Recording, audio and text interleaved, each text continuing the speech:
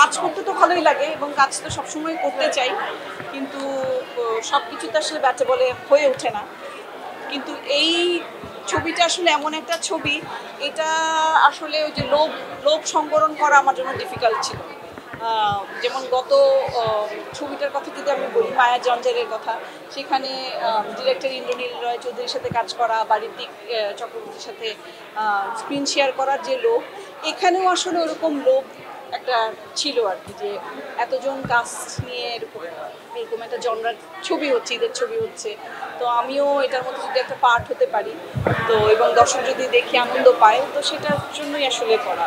ওইটাই বলছি যে আসল মূল কারণটাই ছিল হচ্ছে সবাই মিলে একসাথে একটা কাজের সাথে সম্পৃক্ত থাকবো, ওইটাই আসলে মানে অনেকগুলো কারণের মধ্যে অন্যতম একটা কারণ।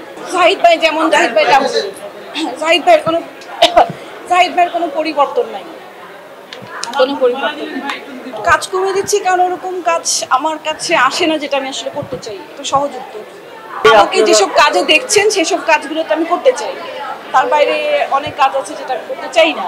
আমি উপস্থাপনা করছি না, মানে অনেক দিনই করছি না। আমার মনে হয় না আমি 2017 বা 2016 পরে কোনো কাজ করেছি।